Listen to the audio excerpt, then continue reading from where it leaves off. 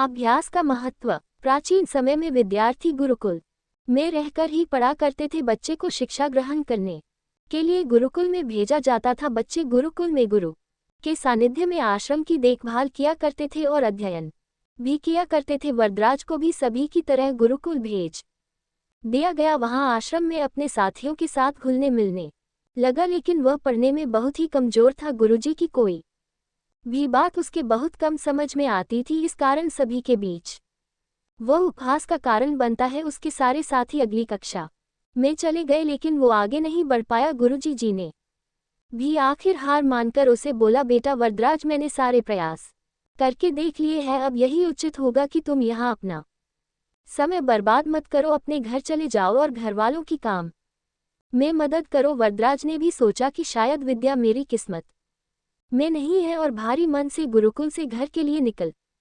गया। दोपहर का समय था। रास्ते में उसे प्यास लगने लगी।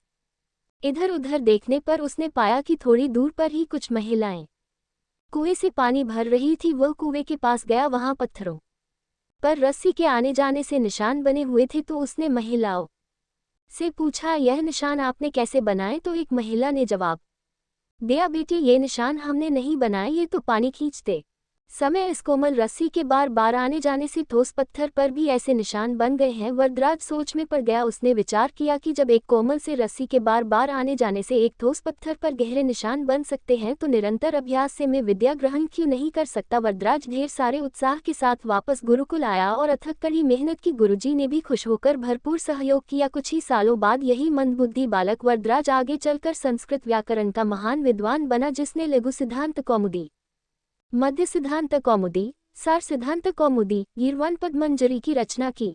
शिक्षा मॉरल। दोस्तों, अभ्यास की शक्ति का तो कहना ही क्या है। यह आपके हर सपने को पूरा करेगी। अभ्यास बहुत जरूरी है, चाहे वो खेल में हो या पढ़ाई में या किसी और चीज में। बिना अभ्यास के आप सफल नहीं हो सकते हो। अगर आप बिना अभ्यास के केवल किस्मत के भरोसे बैठे रहोगे तो आखिर में आपको पछतावे के सिवा और कुछ हाथ नहीं लगेगा। इसलिए अभ्यास के साथ धैर्य, परिश्रम और लगन रखकर आप अपनी मंजिल को पाने के लिए जुट जाए।